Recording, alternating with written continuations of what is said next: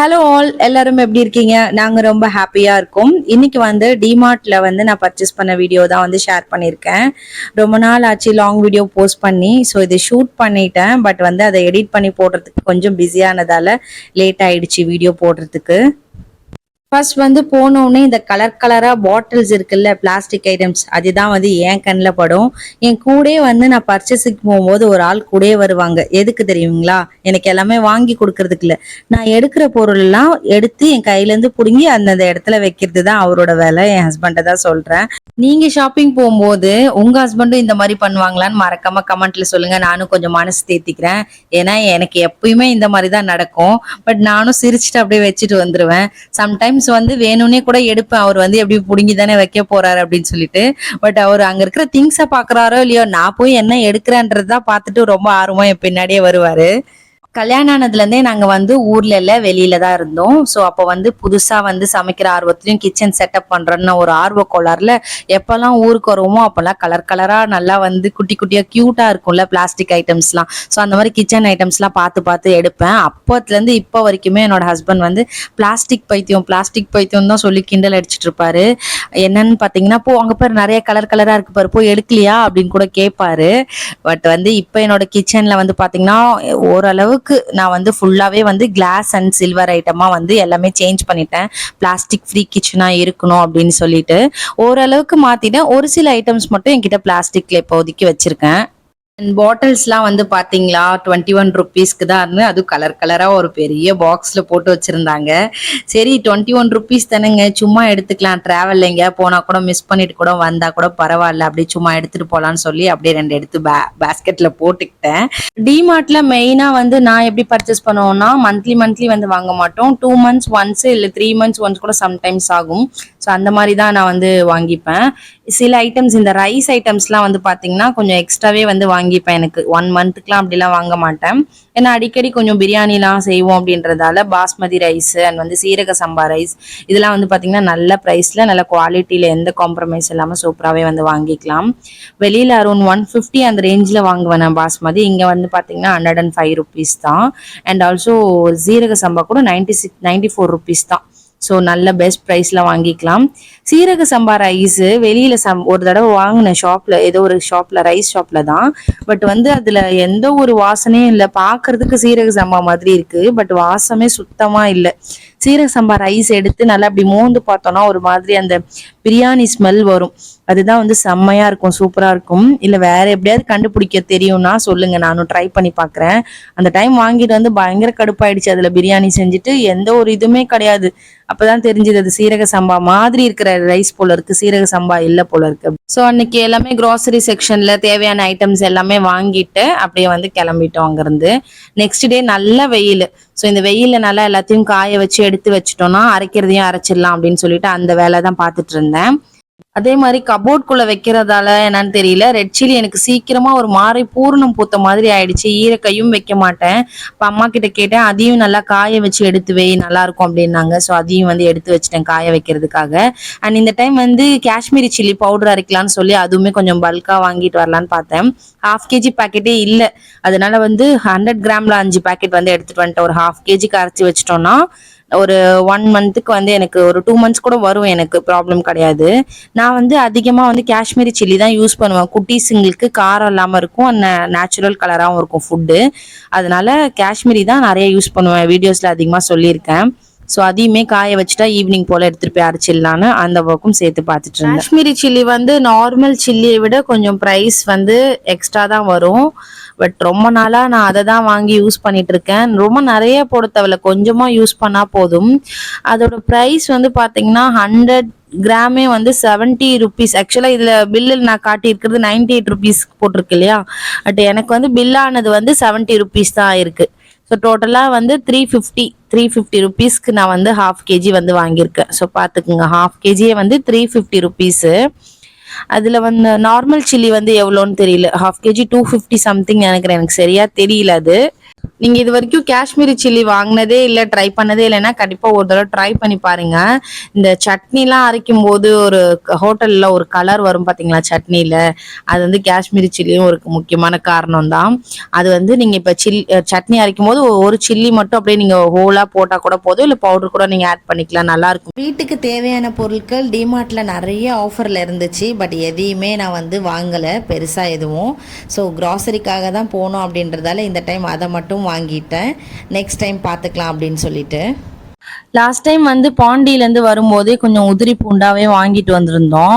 So ஹஸ்பண்ட்க்கு வந்து இந்த மாதிரி பூண்டு, தேங்காய் அதெல்லாம் வந்து அவர் தான் நல்லா என்னை விட பார்த்து வாங்குவார். ஸோ அதனால் அவர் கூட போகும்போதே வந்துட்டு நல்லா கொஞ்சம் பல்காகவே பூண்டு கொஞ்சம் நிறையா வாங்கிட்டு வந்துட்டேன்.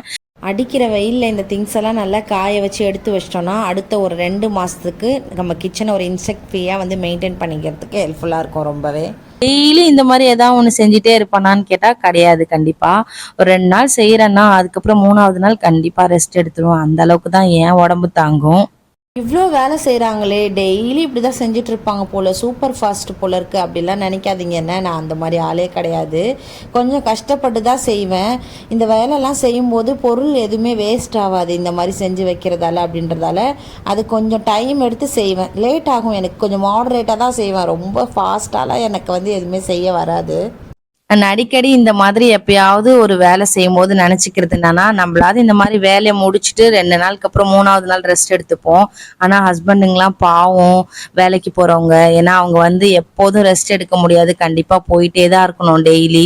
அதுவும் ரொம்ப ரெஸ்பான்சிபிலிட்டி அதிகமா இருக்கிறவங்களுக்கு வந்து பாத்தீங்கன்னா ரொம்ப முடியலனா கூட அங்க போய் அவங்க வந்து எல்லாரையுமே பாக்குற மாதிரி தான் இருக்கும். ஸோ அதனால அவங்கள பத்தி நினைச்சிட்டு நான் வந்து கொஞ்சம் தேத்திப்பேன். அண்ட் வாங்கிட்டு வந்த ஐட்டம்ஸ் எல்லாமே வந்து பாத்தீங்கன்னா இந்த கிரவுண்ட் நெட்டு, அதுக்கப்புறம் இந்த பச்சை சுண்டல், அதுக்கப்புறம் வந்து பொட்டுக்கடலை, உளுந்து, இது எல்லாமே வந்து கொஞ்சம் கொஞ்சமா வந்து அப்படியே கொஞ்சம் லைட்டா வந்து காய வச்சு அப்படியே வந்து எடுத்து வச்சுட்டேன். இந்த அரிசி மாவு, கடலை மாவு, இந்த கடலைப்பருப்பு இதெல்லாம் சீக்கிரமா வந்து பூச்சி பிடிச்சிருது. அதனாலதான் மெயினா இந்த மாதிரி பாக்ஸ்ல போட்டு ஃபர்ஸ்ட் எக்ஸ்ட்ரா ஐட்டம் இருக்க மாவு ஐட்டம்லாம் வந்து பாத்தீங்கன்னா ஃப்ரீசர்ல வச்சிருவேன். இடம் இருக்கிற எவ்வளோ அட்ஜஸ்ட் பண்ணி வைக்க முடியுமோ வச்சிருவேன். அதுக்காக தான் மெயினா வந்து இந்த பாக்ஸ்லாம் யூஸ் பண்ணிட்டு இருக்கேன் நான், ஃப்ரிட்ஜில் ஸ்டோர் பண்ணி வைக்கிறதுக்காக. என்னோட ஃப்ரிட்ஜ் வந்து ஒரு நார்மல் சைஸ் ஃப்ரிட்ஜ் தான், ரொம்ப பெரிய சைஸ்லாம் கிடையாது. அதனால அதில் ஓரளவுக்கு தான் டம்ப் பண்ணி வைக்க முடியும், ரொம்ப அதிகமாகலாம் அதில் பண்ணி வைக்க முடியாது. ஸோ முடிஞ்ச அளவுக்கு வச்சுட்டு மீதி வெளியில் வைக்கிறதுல வந்து இந்த வசம்பு, பே லீஃப்லாம் போட்டு வச்சா அந்த பூச்சி வர்றது பிரச்சனை இருக்காது அப்படின்னு சொல்கிறதால அந்த இதை தான் இப்போ ஃபாலோ பண்ணிகிட்ருக்கேன். அதே மாதிரி டிமார்ட் போகும்போது இந்த சுண்டல் ஐட்டம்ஸ்லாம் இருக்குல்ல, அதில் அந்த மாதிரி வெரைட்டிலாம் கொஞ்சம் நிறையா வாங்கிட்டு வந்துடுவேன். ஏன்னா ஆல்டர்னேட் டேஸில் செய்வேன் நான் ஈவினிங் ஸ்நாக்ஸுக்கு கொஞ்சம் நிறையாவே தேவைப்படும் எங்களுக்கு. அண்ட் மார்னிங் கூட சம்டைம்ஸ் செய்வேன். அண்ட் குட்டீஸோட ஸ்கூல் ஸ்நாக்ஸுக்கு செஞ்சு கொடுத்து அனுப்புவேன். அதனால் அதுவும் கொஞ்சம் பல்காக வாங்கிட்டு வந்துடும். பட் வெளியில் வைக்க முடியாதால அதுவுமே கொஞ்சம் பாக்ஸில் போட்டு ஃப்ரிட்ஜில் வச்சுருவேன்.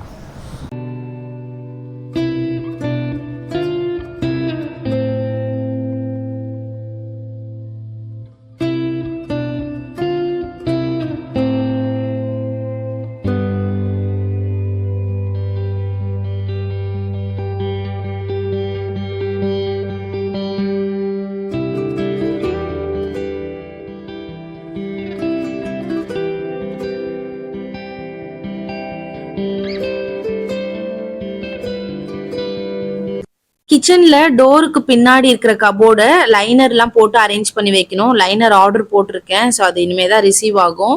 அதனால ஊருக்கு போயிட்டு வந்து அந்த ஒர்க்கை பண்ணிக்கலாம். இப்போதைக்கு அந்த கபோர்டு எதுவுமே நான் அரேஞ்ச் பண்ணி வைக்கல. ஃபர்ஸ்ட் கிராசரிஸ் வாங்கிட்டு வந்தது எல்லாமே இந்த மாதிரி ஸ்டோர் பண்ணி எடுத்து வச்சிட்டோம்னா ஊர்ல இருந்து வந்ததுக்கு அப்புறம் லைனர்லாம் போட்டு அதை ஆர்கனைஸ் பண்ணி வைக்கலாம் அப்படின்னு சொல்லிட்டு அந்த ஒர்க் தான் பண்ணிட்டு இருந்தேன்.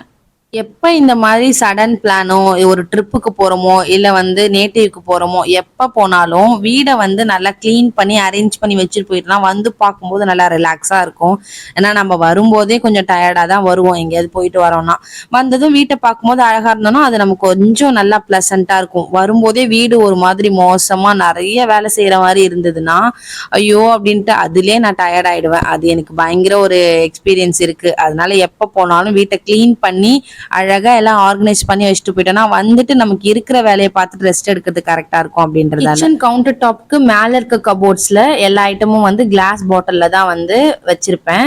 ஸோ எல்லாமே வந்து ரீஃபில் பண்ணணும். ஸோ ஒன்ஸ் நல்லா வாஷ் பண்ணி நல்லா வெயில்ல காய வச்சுட்டு அதுக்கப்புறம் பண்ணலாம். ஸோ இப்போ டைம் இருக்காது, ஊருக்கு போயிட்டு வந்து பார்த்துக்கலாம்னு சொல்லிட்டு இப்போதைக்கு ஃப்ரிட்ஜ்ல வைக்கிறதுக்கு மட்டும் எல்லாம் ஆர்கனைஸ் பண்ணிட்டு இருந்தேன். இந்த பிளாக் கலர் மூடி போட்ட பாக்ஸும் அண்ட் இந்த கிரீனும் வந்து பாத்தீங்கன்னா ரெண்டுமே வந்து ஆன்லைன்ல தான் வந்து பர்ச்சேஸ் பண்ணியிருந்தேன். ஒன்று வந்து 12 பீஸும் இன்னொன்று வந்து 6 பீஸ்ன்னு நினைக்கிறேன். ஸோ அந்த மாதிரி வாங்கியிருந்தேன். ரெண்டுமே வந்து ஒரு சூப்பரான ஒரு பெஸ்ட் ப்ரைஸ்ல பட்ஜெட் ஃப்ரெண்ட்லி ப்ரைஸ்ல தான் வந்து வாங்கியிருந்தேன். இப்போ வரைக்குமே நல்லா சூப்பரா இருக்கு.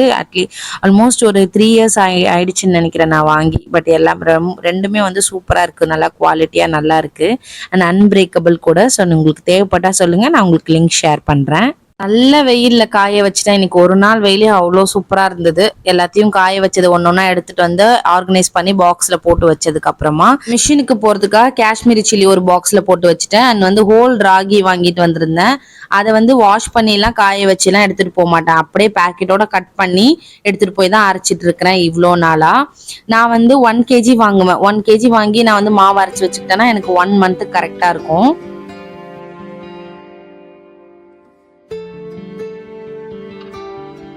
ரெண்டுமே எடுத்துகிட்டு போய் மிஷினில் அரைச்சிட்டு வந்துட்டேன். அரைச்சதுக்கப்புறம் அப்படியே சூடோடு மூடி வச்சிடக்கூடாது, தண்ணி விட்டுடும். அப்புறம் தண்ணி பட்டு சீக்கிரமாக வந்து கெட்டு போயிடும்.